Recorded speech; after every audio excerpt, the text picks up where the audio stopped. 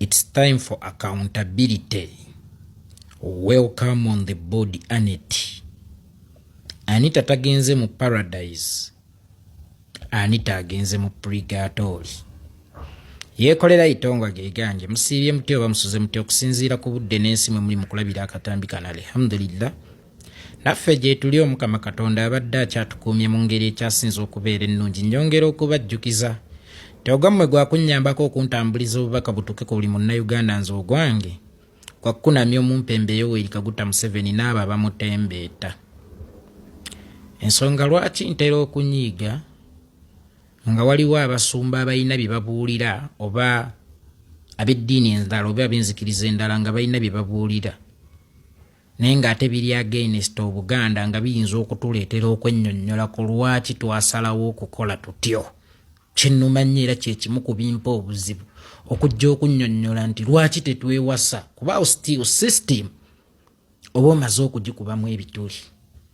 Lwaki tetukola tuti system oba omaze okugikubamu ebituli nti ffe Abaganda twakolanga ekintu naye ng'ate naawe tetwagala omanye lwaki twakikola tutyo nga twagala ogondere bugondezi system. Omuntu kasita atandika okwebuuza system how and why ne bw'oba omuzzeemu bulungi otya aba amaze okunafuya system. Kyekimu ne kwono Sheikh gwe nalabye muganda waffe Sheikh Kasim omwana yamuleetedde ekibuuzo lwaki abasiraamu tetulina kulya mbizzi mwani kule kimu tetulina kulya mbizzi kuba tetugirya tomunnyonnyola oluusi kiba tekyetaagisa kubanga n'okumunnyonnyola obunnyonnyozi aba amaze okukuba mu system ebiki ebituli eyo nnandazzeemu kiki mbadde njagala okutegeeza nga nkunnyonnyola obugezi bw'Abaganda. Omuganda omwana bwe yapapanga okukola emirimu okugeza abadde atuula n'agezaako tutengerera nga tayavudde. Weewaawo nti kyaba akoze buli muzadde kyanoonya nga n'abo ababeera baluddewo okukikola weesanga ng'omuzadde agenze ku ndagu amutaddeko eddagala ery'enjawulo bannanga omwana wange yaziŋŋama yakonziba naye bw'okikola amangu nga toyise mu mitendera Omuganda akusiba ebikolokomba ku magulu. Tobuuka madaala sooka okakate kino odde wano then olyoka ogende wali. Toyinza kuva mu kutuula n'otayavula n'otandikirawo okutengerera. Weewaawo nti essanyu ly'omuzadde ng'omwana agenda ku mitendera egy'enjawulo naye ng'ayise miki ng'ayise mu mitendera kubanga Omuganda yamanya teri kintu kya bwereere kitaliiko mutango. Tokkirizanga ebintu ebifaanana ebikwanguyiriza embeera biyinza okuba bikusika woonaagwira mu ssigiri. Omwana okuyimirira oba okutandika okutambula nga tasoose kutengerera bw'anaaba yeeyise ewala essigiri olw'okuba anaaba tannanywera ku ttaka agenda ggwa mu muliro. Kitegeeza nti ebirungi ebyo ebipapirira biyinza okukusuula mu ssigiri wadde nga ffenna tukolerera birungi tubiyitenga mu mitendera okubituukako. Kikyentegeeza Anita Amongi oyiseewo okutuuka waggulu eyo amangu gano era lwaki otuusa waggulu eyo amangu gano? Mukono ki ogwo ogukusindika mu kaseerezi gwe owatta Uwiru n'oyita naye wootaasuubira nti ojja kuyitawo? Mukono ki ogwo ogusinziira mu bwengula ne gukuweereza by'obadde opangidde amadaala osobole okubinoga? Era lwaki? Nkakasa nti Anita Amongi ali mu kujaguza olunaku olwaleero. Nkakasa nti ali mu kwetenda maanyi. Era nkakasa ali mu kulaga kadaaga nti andabye. Ali mu kwewulira yeetunuulira mu ndabirwamu naga this is Anita. This is not Anita. Anita oyo gw'olaba wa face owa position tabadde oyo Anita gw'olaba mu ndabirwamu wabaddewo omukono oguli emabega ogukwanguyiriza okutuuka w'oyagala okutuula nesooka weebuuze mukono ki ogwo era lwaki gukikoze guti. Ebintu ebiri too sweet ngenda kukozesa nnyo Oluganda leero nja beetoolooza. Ebintu ebiri too sweet Abaganda baabitukubiranga nga tukyali baana bato. Baatugaananga okuweebwa obulabulabu mu makubo. Baatugaananga okwemanyiiza abantu okusukka kubabuuza. Era baatugaananga okumala galyankuzibwa. Anita Amongi, tolabanga bano abasajja babadde tuggudu gy'oli. Babadde tu sweet gy'oli. Gwani ajja n'oleebuuza bakandidenti baabwe oba bamemba baabwe ababaddengawo ebbanga lyonna ate nga babagasseeko. Olowooza nti bano baakyawa nnyo bano bammemba baabwe baagala nnyo ggwe oba oyina by'obakoledde okusinga bano bammemba baabwe bye babakoledde.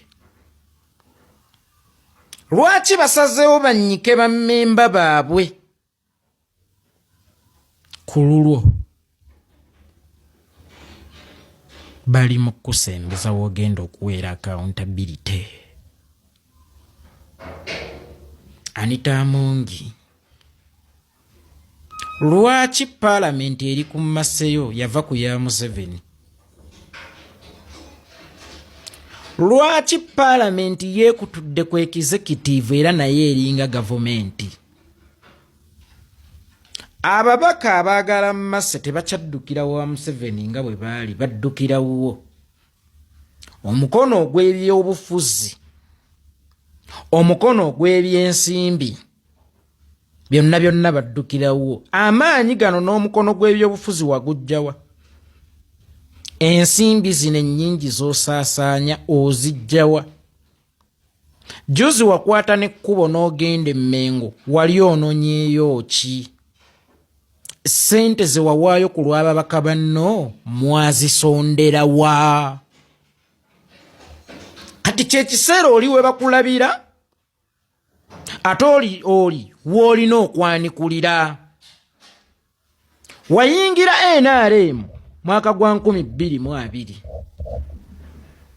n'ofunirawo obwa supiika obwa deputy speaker, tebwakumala n'ofunirawo n'obwa supiika, tebwakumala n'obwa seeke wabwagadde. Anita Amongi, golowooza mukono ki ogubadde gukwanguyiza ebyo? Era olowooza lwaki? Era ntebe ki gy'ogenda okuddamu okuyoya? Ntebe yaani gy'ogenda okuddamu okuyoya kubanga toyina w'otuula ne wakumala? Ntebe yaani gy'ogenda okuddamu okuyoya? Wava mu kibiina ki? FDC. Ne deputy wo mu paalamenti yava mu FDC. Ani abasindika okwegatta ku NRM? Era oyo ani abadde abanguyiza emirimu munda mu NRM? Nze nno ndowooza nti Museveni alabika yakumanya n'ebigendererwa byo, n'asalawo akwanguyirize akutwale wayagala okukuneutralizingira ng'amaze kutegeera n'abakuli emabega. Sinakindi nga yabategeera dda naye ng'ate ggwe agenda kusooka kukunyuunyunta by'olina then alyoka akumaliriza eky'omukisa ky'olina nti obuyinza bugenda kyuka mwaka gujja. Naye Anita Amongi ate ggwe obadde ogenda kufuluma bubi n'okusinga Kadaaga bwe yafulumye. Ggwe obadde ogenda fuluma bubi n'okusinga Kadaaga bwe yafulumye. kubanga enteekateeka zo zisukka ku ekyo ky'oli. Ebiruubirirwa byo bisukka ku ntebe yonna mw'obeera otudde. Era bw'omaliriza ogenda kuwunzika oyo ya ntebe yaani. Kugambye baakuleese mu puligatooli bbaaliro. Oyina ebibuuzo by'ogenda okuddiramu awo by'obadde tolowooza nti bulijjo n'okubimanya babikola ki? Babimanyi. Museveni okuggyawo Kadaga aleete ggwe si lwakuba nti olina abakunzi okusinga Kadaga n'okubanga ne gy'obadde okungira y'abadde akunga naye nga ggwe tomanyi nti yakunga. Naye ayagala kukumanya nnyo, ayagala kukutazaama nnyo, ayagala kukwetegereza nnyo obumalirivu obwo obujjawa bwaki n'ebigendererwa byo biri ki. Kadaga ye nga ye omuntu alowooza adiiringa na Museveni nga pulezidenti. Era bw'atuula naye alowooza abeera atudde na pulezidenti, oli muyeekera. Muyeekera tayagala kumulaga nti otuddewo ku lwa mmase yange. Era olunaku lwe nalaba Museveni juuze Kololo. Right Honorable Kadaga dekarererere bwetu. Obukakkamu Museveni bwe yakozesa okwogera bwe bwandaga how serious he was. Museveni oyo mulaba. Bw'aba anyiize ayogera mu kkakkamu. Bw'aba ategeeza ekintu. Museveni asaaga ayogera aboggola. Abalina bayagala kumatiza kuba ekyo kinyumira nnyo Abaganda.